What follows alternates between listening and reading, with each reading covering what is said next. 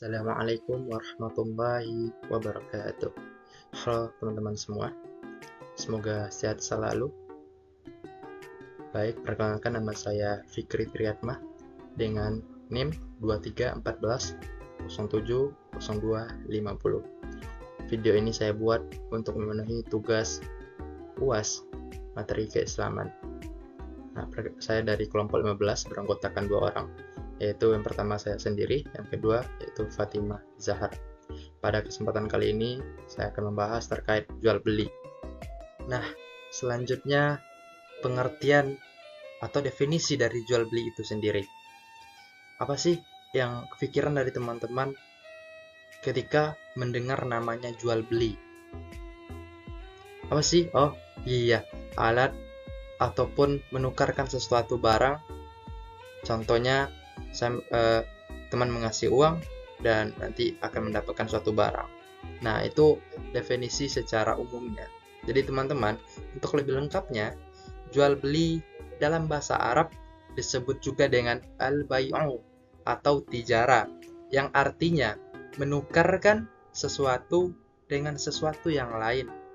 Adapun menurut istilah atau syarak, jual beli adalah disebut juga perdagangan atau perniagaan.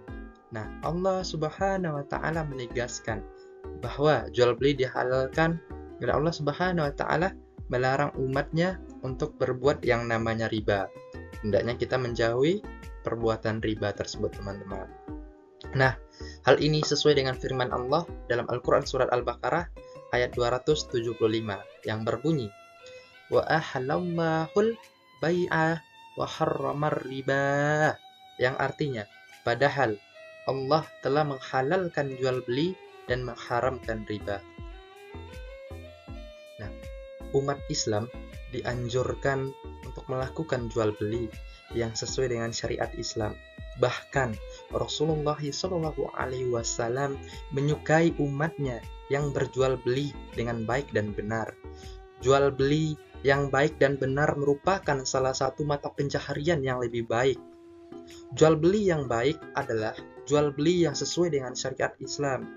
Dalam kehidupan sehari-hari, ada jual beli yang tidak baik, misalnya jual beli barang yang belum jelas barangnya. Oleh karena itu, kita, kamu, dan teman-teman sekalian, kita harus mengetahui apa saja ketentuan jual beli menurut ajaran Islam. Yaitu ada rukun jual beli. Yang pertama, ada penjual dan pembeli.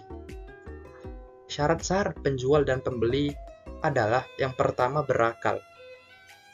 Penjual dan pembeli harus yang berakal agar tidak tertipu atau terkecoh. Orang yang gila atau bodoh tidak sah jual belinya karena tidak pandai mengendalikan hartanya. Selanjutnya yang kedua, dengan kehendak sendiri, bukan dipaksa atau bukan adanya paksaan. Jual beli dilakukan harus atas dasar suka sama suka. Tidak ada unsur paksaan antara kedua belah pihak. Jika dalam proses jual beli ada suatu paksaan, maka jual beli tersebut menjadi tidak sah. Selanjutnya yang ketiga, tidak mubazir atau pemborosan. Penjual dan pembeli tidak berniat untuk pemborosan, sebab harta yang mubazir itu di tangan walinya. Hendaklah pembeli tidak bersikap sebagai pemboros. Selanjutnya yang keempat, balik. Balik ialah sudah cukup umur atau dewasa.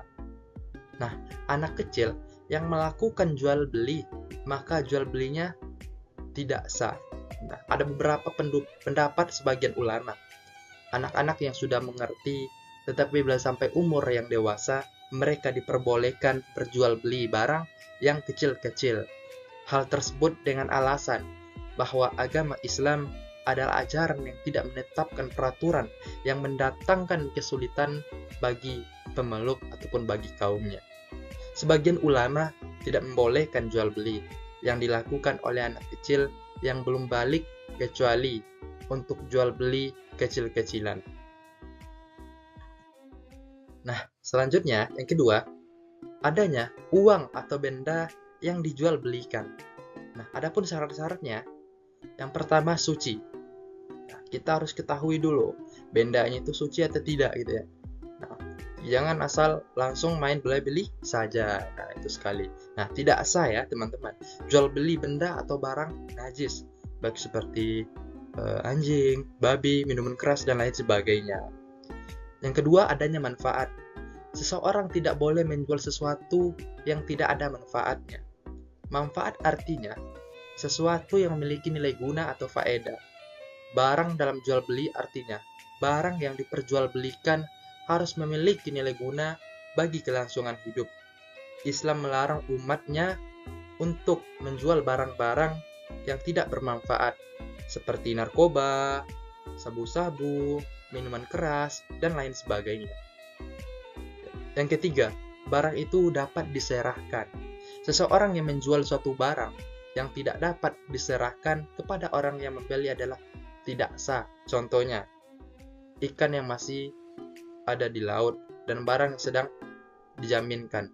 Jual beli tersebut tidak sah karena mengandung unsur tipu daya ataupun kecohan.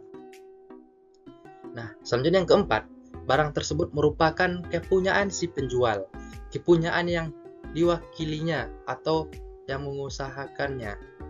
Nah, maksudnya jangan sampai menjual suatu barang padahal barang tersebut milik orang lain. Selanjutnya yaitu barang tersebut diketahui oleh si penjual dan si pembeli, baik zatnya, bentuknya, kadar ataupun ukuran, dan sifat-sifat yang jelas, sehingga antara penjual dan pembeli tidak akan terjadi saling menipu. Nah, yang ketiga teman-teman, adanya ijab dan kabul atau akad. Nah, ijab adalah pernyataan dari penjual atau kata-kata yang menyatakan kepemilikan secara jelas. Misalnya, saya jual barang ini kepada kamu dengan harga sekian, dan kabul adalah persetujuan membeli dari pembeli. Misalnya, saya beli barang ini dengan harga sekian, deal gitu ya. Nah, selanjutnya, adapun syarat ijab dan kabul adalah yang pertama, keadaan ijab dan kabul berhubungan dan saling mufakat. Maksudnya adalah antara ijab dan kabul saling mengungkapkan jual dan beli.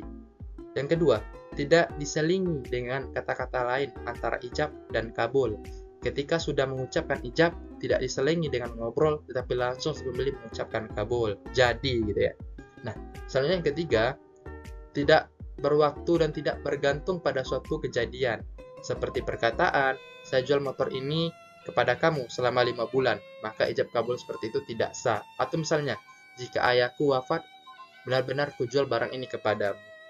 Baik, itulah materi dari saya. Untuk materi selanjutnya terkait riba akan dilanjutkan oleh rekan saya yaitu Fatimah Zahra.